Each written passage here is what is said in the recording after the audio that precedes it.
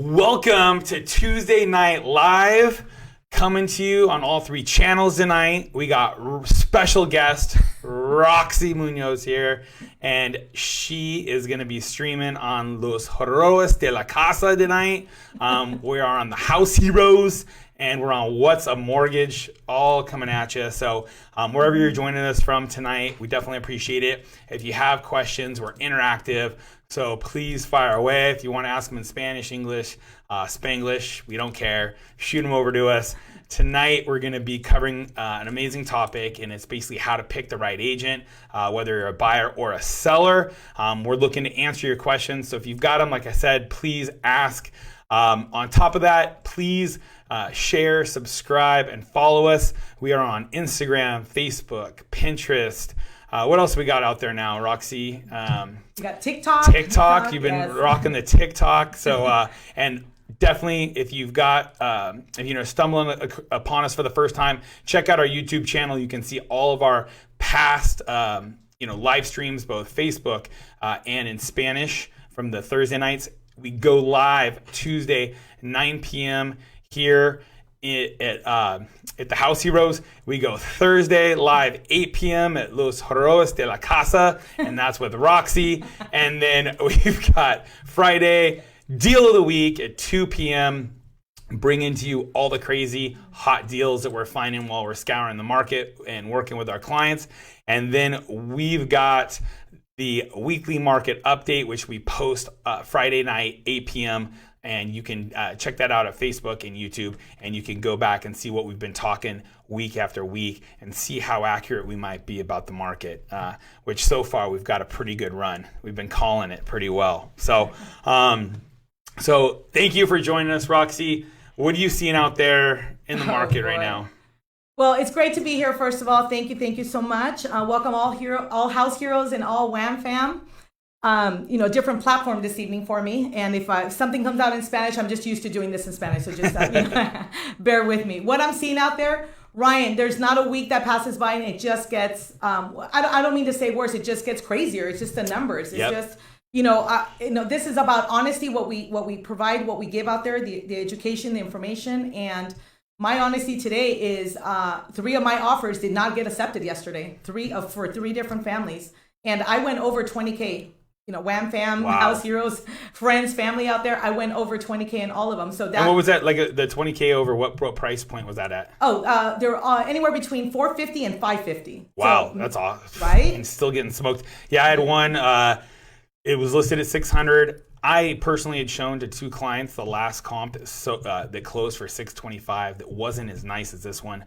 Told my clients you got to go at least $635. They didn't want to go that high.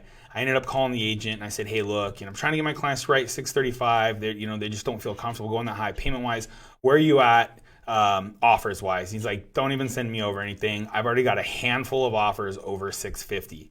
So last close comp, $625. Multiple offers over $650. And you know what? To be honest with you, based on that $625 comp, this house was much better. Similar size and everything, but it just had a better inner neighborhood location from being off of a major street. And some of the major mechanicals were upgraded. But that's what we're seeing out there. I mean, you've got to be 20 grand over the last comp or more. I got another one, same thing. We're looking at a 670 offer. They're telling me they got a handful over 700. So yeah, I'm right there with you. Wrote 6 offers in the last week. And at least I'm appreciating that. Normally, an agent won't disclose that. Normally, it's you always hear submit your best and final. At least they're giving us that. And when I say okay, so it's a $450 listing price. I said, hey, do you have anything over $470? Because I want to make sure, I confirm the qualification of my client. They're like, think $485, think. Wow. So they're just putting me in that, in that zone, which I appreciate. I appreciate that too. Some agents won't give you even where to guide that compass. You're looking at comps and, obviously, you want to win this for your client, and it's tough out there sometimes because you're completely blind other than looking at comps and what your client's willing to spend. So one of the ones we got this week, we came in, over ask, and we removed our appraisal contingency. So if you've got the money to make up an appraisal shortfall, for sure, you need to come in. You need to be removing appraisal contingency on most of these that are above ask to get these things accepted right now. So Most definitely. Let me jump into some of the news for you guys. So we've got something we touched on last Friday, did a little more research on it. And, basically, last year, Ben Carson and some people at HUD had basically kind of said that they're, fine with DACA loans being done with FHA. And then somebody got some more information through the Freedom of Information Act and found out that basically it was specifically written in a way that DACA would not meet FHA guidelines, and everybody at the HUD is under fire now. So you've got senators and House of Representatives sending open letters that they want this investigated, and that's why we've got this headline here where it's saying under fire. Ben Carson, head of HUD, is saying that he will allow DACA recipients to get FHA mortgages. But we've got to get it in writing, and we've got to, make sure that these lenders are going to be funding off this. So we're going to be watching this closely because, for you, Roxy, a lot of Spanish speakers, they're looking at your channel. These are things that they need to know that, hey, look, DACA might be coming their way, 3.5% down. That's important because I know, we're working with a couple DACA clients now, and they've got to be 5% down conventional, I think, on the ones we're working with. And so, where are you at with yours? Because I know you were working with the DACA, I think, with Abe a while back. Yeah, that started 2 weeks ago. In fact, speaking of DACA, I've had that question for, a couple of months now. So I'm excited to see that, at least we're talking about it. It's a subject today. Yep. And the one that we had from 2 weeks ago, I think we're missing one document from the client, and we're going to, put it. Off the top of your head, how much they need to put down on that? Is it 5% or 10%? It's 10%. That one's 10%. Yeah, 10%, okay. yes. And the same thing. So, let's go through what the difference is with DACA versus ITIN, because we get a lot of calls on ITIN as well. So I just asked, hey, James, the techie lender, can you give me a quick rundown on what ITIN and DACA, what are the differences? And this was his text back to me. So DACA is allowed to be here legally without a valid visa. Their permanent residence is in the USA, but citizens of Mexico.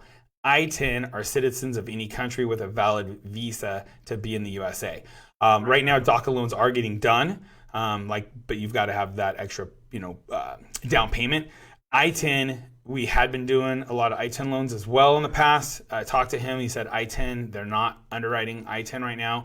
Previously, you had to have 10% down on that, but right now they're just not even doing them. So if you guys are looking for ITIN, keep in touch with us. We'll get you in touch with our lenders, and we'll let you know as soon as those are back on. The biggest thing is with COVID, it wiped out a lot of these non-QM loans, these non-qualified mortgages.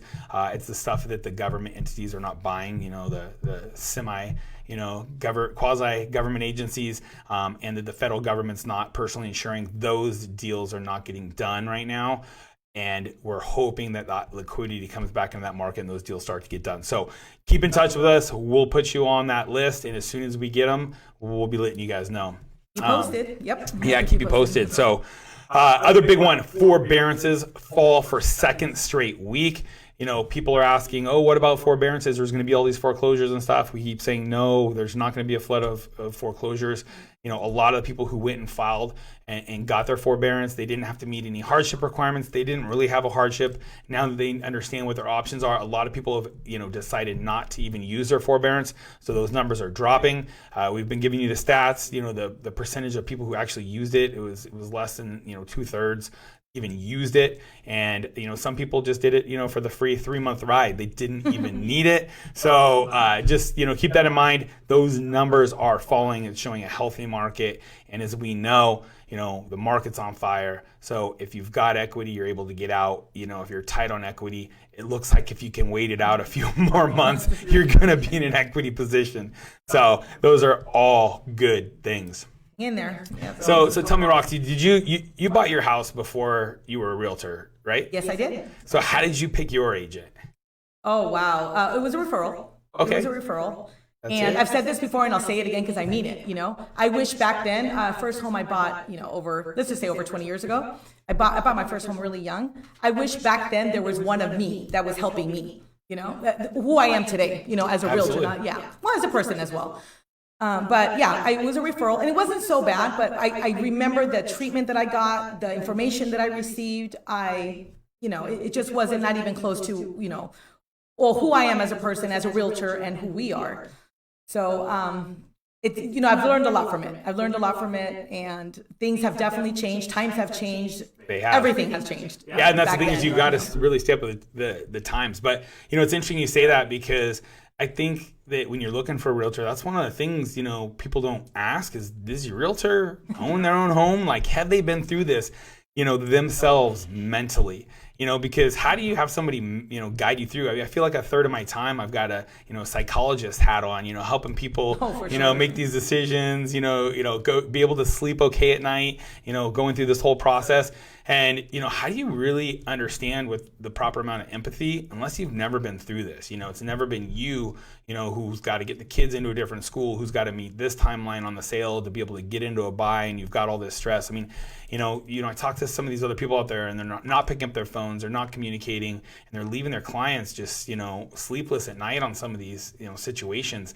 If you've never been through it personally, like, I don't feel you're going to understand wholly what your client is going through. So I think that's great. The fact that, if you are a homeowner and you've been through it yourself, I think you're just in a better situation to deal with a lot of this. So for sure. One of the biggest things we always stress out there is you want to pick an agent with experience. So, I mean, what are some of the things that you would recommend as far as experience, Roxy? Experience. Well, first of all, how much knowledge they have. Believe it or not, I know they're not lenders. We separate that, a realtor from a lender, but they've got to have some type of experience with numbers, with loans. Absolutely. Especially when it comes time to, you got to stay, whatever lender they're using, whether it's your choice, buyer's choice, you got to stay on top of that lender. You got to make sure, the timeline. There's a reason why we have dates on contracts. There's a reason why the 30-day, 45-day, whatever, it's got to be respected. And so, you can't just sit there, put a person in escrow and just say, oh, well, as a realtor, my job's done, right? Okay, I'll do the home inspection. I'll do the request for repairs, which, we can talk about, later on. But it's very important that you as a realtor have some type of experience in knowing if this hasn't happened, this means this hasn't happened. And if, for example, if you're doing a BOE 3 weeks later, it means that DU wasn't valid in the first place. Absolutely. And things like that. Yeah, that type of knowledge and, knowledge in area. To me personally, communication is huge. It's huge in all areas of my life. Communication is huge. Yep. Even if I have to repeat myself, even if I have to call you to let you know that I have no new news, I will call you to let you know that, because I put myself in that position. And since I like to be informed and I like to be told, and especially when I like things to be done like yesterday, that's just me. I want results quick, instant. So I give that. I give what I would expect and what I would appreciate, and that's what I give. But communication is huge. Your experience is huge as well. Yeah. That's a great point, about the loans and stuff like that. I mean, we're obviously not lenders, not a lot of quote rate, all that stuff, but you got to understand the process of a loan, what the different terms are, and the right questions to ask. You've got to have enough experience with loans. What's going to be your holdup? What problems are a multitude of lenders having right now in this current market environment, things like that, so you know how to properly guide your client through the transaction. Right now, appraisals are one of the most impacted, portion. You've got a lot of appraisals coming in short, and on top of that, you've got them taking forever because there's a ton of refinance business going on right now, along with the purchase business, and these appraisers are just slammed. So, you got to ask those right questions. One of the deals I had here going, I asked the LO, like, okay, and when did you order the appraisal? Why haven't you yet? I'd like to wait till, no. You need to order that today. That's the critical path. Oh, really? What do you mean, oh, really? Like, how many loans are you doing right now? It absolutely is on every one of my deals, So, and that comes with experience. The other thing is knowledge of contracts. So you've got to understand how to write a contract, how to protect your client in the situation, whether they're buying or selling, if they need a contingency for a move up, if they need to remove a contingency to get that property, you need to be able to explain that to them. You need to understand what that liability is for them on that. So you need to be able to know what contracts to use and how to properly write them. So that's huge as well. And you're right, communication, it's really, understanding their needs and then being able to help them, find that property. I know you were talking earlier, somebody had called and said they worked with 2 different agents now, and each one of them had different shortfalls. One of them was only sending them a few properties. Like you said, they probably only paid the highest commission. And then another one wasn't sending them anything at all. Was pretty much, and here we go again, honesty, right? Just continue doing your online searching, continue doing, the Zillows or Redfins out there, see what you like, and then even telling them, see if you can get yourself into the property. And he's like, I don't think that's the way it works, right, Roxy? I don't think I've heard that from Min or hear that from you guys. No, not at all. He's a follower from like 7-8 months, so I feel really bad. So yeah. I'm like, okay, I'll help you. I'll definitely expect more. Definitely expect more. Definitely. So. So, and a little bit more into experience. So, you want to be able to check out that agent. You want to look at how many sales they've done. How many sales are recent. What do their reviews say? Do they have reviews on a multitude of sites? Do they have any construction knowledge? I mean, how many home inspections do you go to in a week, Roxy? Home inspections right now, I go probably twice a week. Yeah, minimum. About twice a week. Yeah, twice. And that's the thing. I mean, you've got that construction knowledge. You're sitting there, talking to an inspector, taking photos, working through those issues. You need somebody who understands what the inspector's talking about. And is that a big issue or is that a small issue? Is it something we need to ask a lot of money for, a little bit of money for? What service professional should we contact? Do we have time to contact a service professional and get a bid? How much of these repairs going to really be? You need to have that knowledge. How many years of the industry? I always laugh that the years in the industry is not the best indicator of the agent. Every time I get an agent on the phone and they say, "Well, I've been in this business 30 years," and I'm just like thinking, "Oh my gosh, you've got no clue what you're doing." Right. You're still thinking it's the business from 30 years ago. So you want to know how long they've been in the business. Hopefully it's long enough that they've made a career out of it, but hopefully it's not time for them to be sent out to pasture either. So and are they part-time or full-time? There are some great part-time agents out there. They're knowledgeable, they're on top of it. They're doing something else as well. But you've got to really ask yourself, can this person put me as their primary task? I need to be number one, at the end of the day. So if they're part-time, this still needs to take precedence, and you really need to scrutinize that and make sure that's the case. If you get the feel that, hey, you got to wait until they're done flipping burgers before they deal with your real estate purchase, then you need to say, peace out, I'm out. So you really want to be looking more towards full-time. But I know some great part-time agents that are out there, and you just want to make sure you're in good qualified hands. And is there a voicemail set up? I called an agent the other day. I mean, it's all the time. You call an agent, no name, no nothing. It's speaking a number back out to you, or a voicemail box is not set up. I mean, how are you in business if somebody can't leave you a message, can't get a hold of you to communicate and negotiate an offer? But the worst, when the voicemail is full. Is full. And then you call them the next day and you email them. They don't email you back. Then you call them the next day. You text them. Thinking, well, at nighttime, you do your cleanup, whatever, and you're expecting that next morning, the voicemail is still full. So frustrating. Yeah, if you can't get a hold of your agent, nobody else can either. That agent who they submitted an offer to, who's calling them back to try and work some terms out, can't get a hold of them, can't leave a message. They're going on to the next offer. They're going to say, hey, I really like this offer, to the next agent and say, can you match their offer? Because I don't like that agent. And then that agent goes, yeah, I'll match it. And then boom, you're done. And same thing, if you're a seller and, nobody can get a hold of your agent, or worse, you get some of these that are working 9 to 5, you got to go through their office. There's no phone numbers on the MLS. You can't even get a hold of it. Is that agent really getting you top dollar? Are they really properly marketing your property for you? And the answer is no. One of the stats out there is 66% of all home sellers list their home with the first agent they talk to. So they just like, oh, you're here. I feel bad kicking you out without signing something. Let's go. You guys need to do your due diligence. You want to look at reviews, and you want to see if they're going to be the right fit for you. So interview a few. Yeah. So, talk to me a little bit about knowledge of area. I know you cover a huge area, right? I mean, you're in 3 counties a day. Yeah, 4 counties in the last 3 months. Yeah, right? Just all over. Yeah, San Bernardino. I'm doing Ventura. I'm doing LA. I'm doing Orange County. Yeah, that's 5. I sold a couple months ago in San Diego. Yeah, I've done Big Bear. I've done Lake Arrowhead. I've done Simi Valley is still LA County, right? Simi Valley. Yeah. All that. Yeah, down that way. So we go. My motto is, and I put them in a lot of my stories on Instagram. If you guys follow us, is we will go to wherever you qualify. We will go to wherever you want to live. That's it. Because if you're the one that's buying, you're the one paying, you're the one that's going to live there. So we want to make you, satisfy your needs and make sure that you're happy. And Yep. so no issues for me. And then once I'm in, Palmdale or Lancaster and I got another client, well, I was already there and, I didn't die out of it, right? It was okay.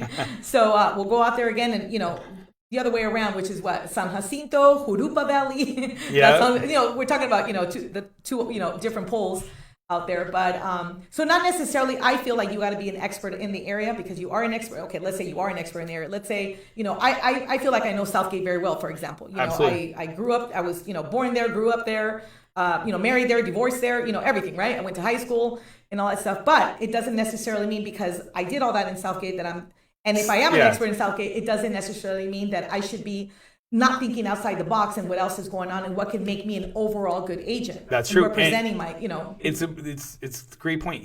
I see it all the time where these agents go like, I'm the neighborhood expert. And I come into those neighborhoods and I take a listing and I laugh because we set high comps in their neighborhoods all the time. You're the neighborhood expert, but you've got these blinders on. All you know is just that neighborhood. You have no clue what's really going on in the overall market right now. You don't understand how hot it is. You don't know how much you should be able to push the price. You don't know what terms you might be able to push. I love coming into the neighborhood expert and just taking advantage of the situation because that's all they know. And a lot of times this seller is not getting the benefit. They're listing with them because, I've got these, I've got all this list of buyers already ready.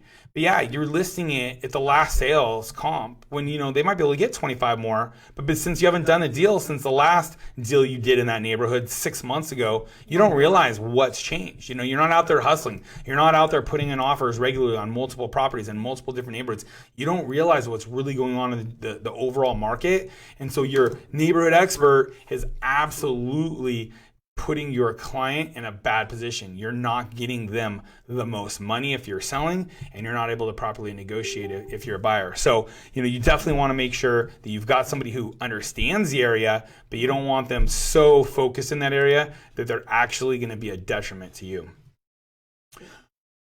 So, understanding the client needs. I think you're fantastic on this, Roxy. What is it that you think kind of goes into this mix that we call understanding the client's needs?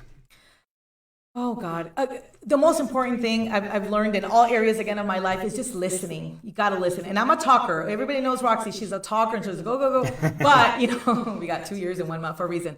You just got to listen. And that goes with the inspector, that goes with your escrow, that goes with your lender, that doesn't go with your buyer. It's overall because you got all these people involved. Okay, you got this whole team involved to make this happen. A lot of hands in the cookie jar. Okay, but you got to make sure when that hand goes in and when the hand should go out. And so it's the same thing here. Every hand that goes in there should be a good listener. But, speaking for myself, I think that's helped me out a great deal in just listening to their needs, listening to exactly what is it that they're looking for, being patient. That's another one too. It goes along the lines with communication, listening, and just being patient. I show the property and I don't care if it's an hour away. Roxy, please, even with this COVID, I don't know how I do it, but I'm able to just get that appointment again. You got to be honest too. You can't sneak. You can't just, especially if it's on the super. No, you don't want to do that. If you got to fill out the form again, well, maybe you don't, right, Ryan? If you're going to go out again, I don't think you need to fill out the form. No, you're supposed to actually fill out that form every time you go out there. No. I'm saying if I want to go out there again, like let's say the next day, it's the same buyers, let's say, they want to go measure. They didn't really look good at that lot size. I think that's just what it is. You just got to be a giver. Oh, you absolutely, yeah. Yeah, you just got to be a giver. You got to be patient. You got to be a good listener. But overall, you just got to be very, just like I said, just very patient with them and listen and just be put yourself also, if you're representing the buyer, you got to put yourself as a listing agent as well, because we all sell homes or help buy homes. So you got to put yourself in their position too. And especially if we're not meeting, certain deadlines, if we're not meeting certain criteria, you got to make sure you put yourself in their position too. Be understanding, be compassionate. And this way, at the end, they're not thinking, hey, Roxy, I thought you were this, this superstar or this person that, works really, that's honest and reliable. And now you're just not, you're hiding from me. You're not answering my calls. No agent will ever say that about me. I'm 1,000% confident when I say that. No one will ever say that on return calls. On the contrary, that is my pet peeve. And my clients definitely get that from me. Definitely. I will go back for them. I will go to war for them. When I say I'm an aggressive agent, I don't mean like aggressive as in, I just mean like I go out there and fight for my clients. That's right. You do. But I love it. But at the same token, I think the language also definitely helps out a lot, and just, I can understand, what their needs are. what's going to make them happy. And if we have to go through the whole process again, if I have to repeat myself 3 times, I know sometimes I sound like a tape recorder, but that's what they want. Well, that's why we do these videos too, I feel like. So we can take Scratch snippets. record. Like, all right, here, wait, what was that question? All right, here's the video. Tuesday Night Live, we covered that. Take them to, episode 3, right? Article, Yeah, whatever. that's it. Awesome. Yeah, that's it. So yeah, communication's key. We've talked about it. You got to be able to text, phone, call back, timely manner, follow up. So I think you just covered that. And so then auto search. So talk to me a little bit about setting up the auto search on the MLS. Like, how do you go through? You've talked to your client. You kind of got an idea of where they work, where their family is. What locations they might be open to. Where do you go from there as far as setting up the auto search and the multiple listing service? Well, the most important thing is once we get that number, once we get that qualification amount, I think I am becoming a little bit more expert in that. If it's a 450 and they work in, let's say LA, I know they're not going to go to Jurupa Valley, right? Or they're going to go to Jacinto or San Jacinto. But I try my best. Hey, maybe we could stick in the LA area. It's not going to be maybe the Wilshire area, right? If they want that 3-bedroom, right? But I can get you LA, and I can get you surrounding areas, I can get you. And I always say, we always got to sacrifice something. We can't have everything. We can't have the size of the home. We can't have the area. We can't have that big lot and have the pool and have the ceiling. It's so true. I don't care. I always say I don't care what price point you're approved for. Everything you want is always that next tier up. You're always going to have to be like, all right, what are my needs? What are my wants? Does this house check off the biggest and most important ones of that? Because you're not going to get everything. And remind them, this is a stepping stone. We all started somewhere. I swear, Ryan, a lot of my buyers, I would say most of them, I would say maybe all of them. No, I don't think there's one. All of them have started way better than when I started. I started in 1-bedroom condo. I was so happy to have my 1-bedroom condo as my first home. And now, I sell 2-bedroom townhomes. I'll sell. You got to get them. You got to get that foot in the door. Start paying down the mortgage, understand, and start building equity. That's key. Get in. Anything is better than renting. Anything. Get in there, and you'll see it. You'll see it 2 years from now. I always say, landlord won't even give you not only will you not get your deposit back, right? You won't even get a thank you back when you leave. Yep. You're lucky if you get a smile out of it or something, but not even that. So with definitely buying a home, you'll definitely see the huge benefits of it. And I think that's one of the other benefits of working a lot of different areas is you can be creative and talk to your clients. So, they might think they want a neighborhood, in a price point, but you're like, hey, really, you're going to get more in a neighboring community, and these are the key, benefits of being there. So, I know when I'm setting up auto search, I'll look and I'll say like, hey, are you open to this area too? Well, let me just add it in there and see what your thoughts are. We can delete it out later and stuff like that. So it's knowing these other areas out there that are, really, really good value. Maybe they're up and coming. And so I really like to be able to have that, added into the auto search. And I think that's something that you really are going to benefit out of an agent who doesn't just focus in one neighborhood. Correct. And I think what's also helped with me is even though we've narrowed it down to 4 or 5 cities, I don't want to rule anything out. I want to make sure I didn't miss anything.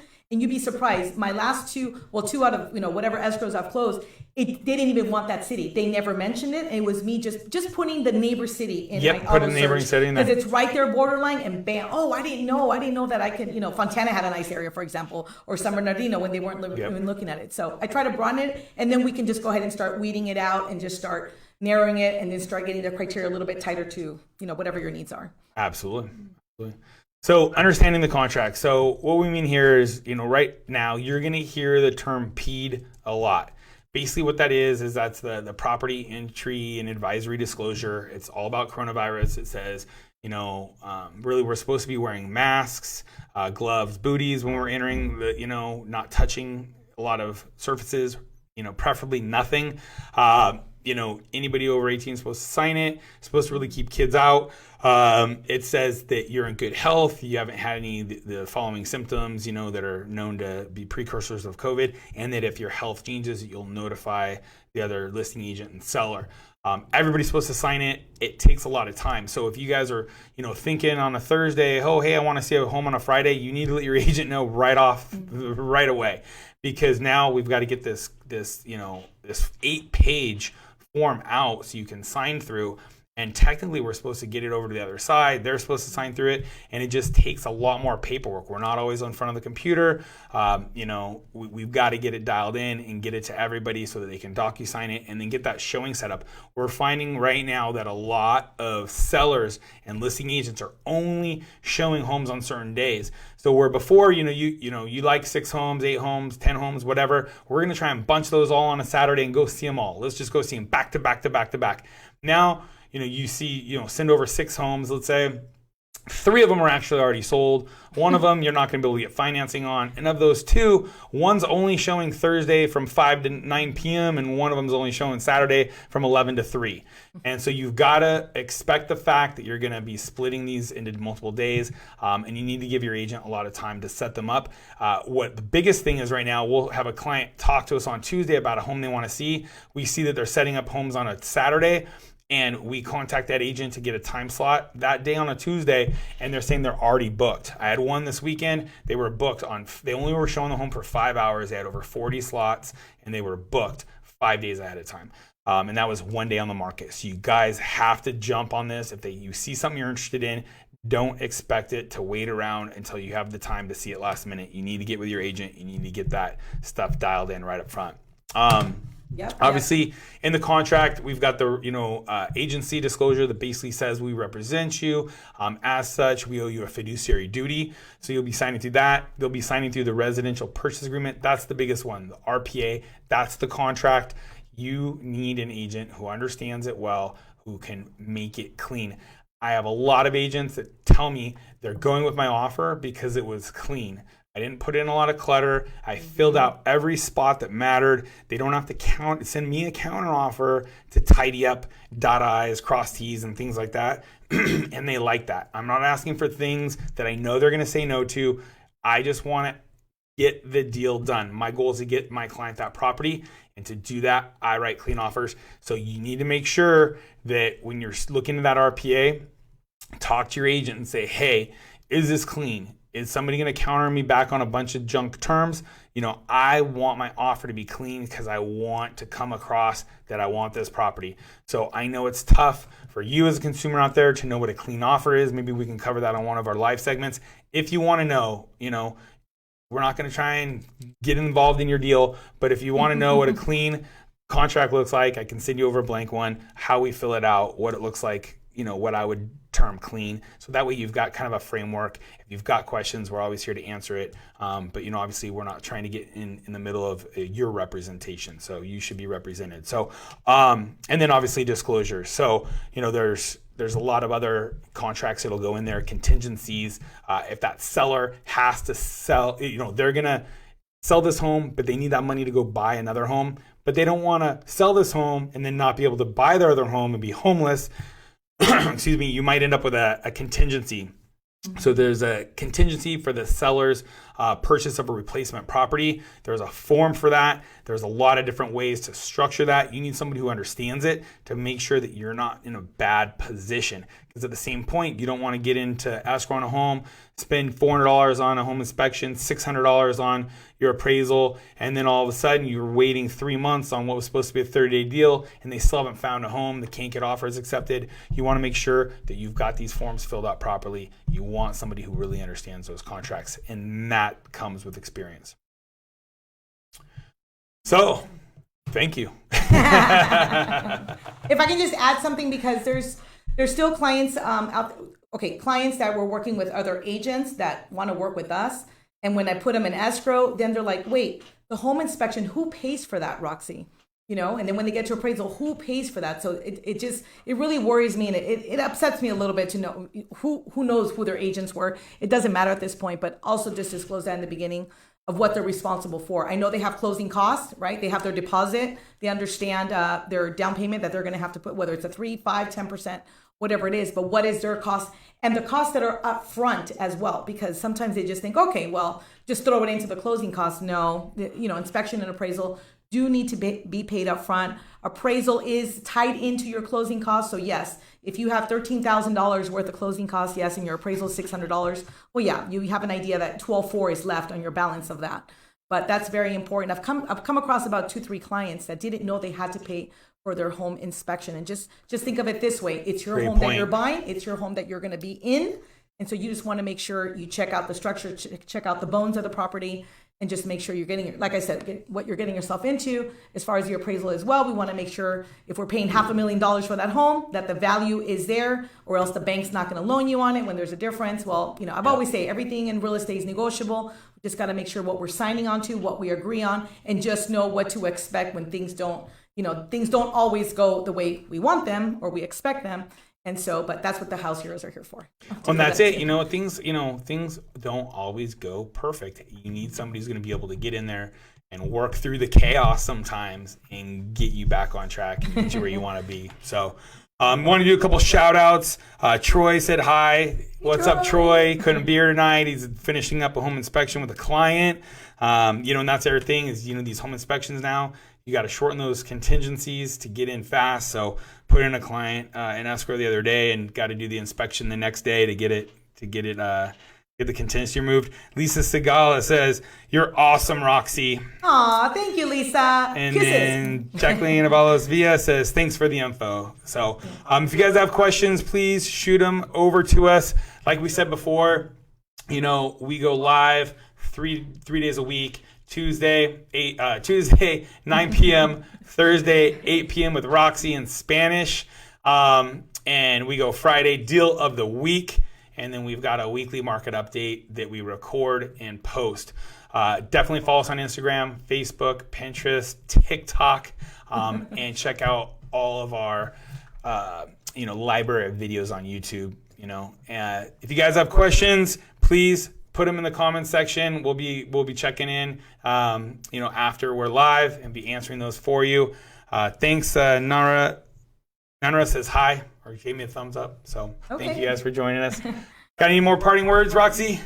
No, I would always say on my Spanish live on Thursdays, just because we're off live, we're probably going to be off in about a minute or two. Please, sometimes we think of questions, we think of comments, we think of things we're going through, and I didn't get in time. You're always in time, okay? Your comments, questions, everything is always. Please tag a friend, a family member that thinks that you think that this can be useful for. Yes, that's what we're here please. for. And like I said, anytime, and even if it doesn't have to do with anything with the subject that we're talking about tonight, it has nothing, anything real estate related or anything. If you want to talk about, again, forbearance, if you want to talk about COVID, if you want to talk, maybe educate us on something, maybe let us know something that we're not aware of. We're learning something new every day. Yeah, that's what we're here for. This cross learning here, right? Cross changing. education here. But no, that's it for now. And we're always providing, we're always informing, we're always talking. That's what we're here for, to protect you, educate you, empower you, and just more than anything, motivate you to get you into your home. Said it perfect. Thank you. All right, everybody. Peace. God bless. Bye. Ciao.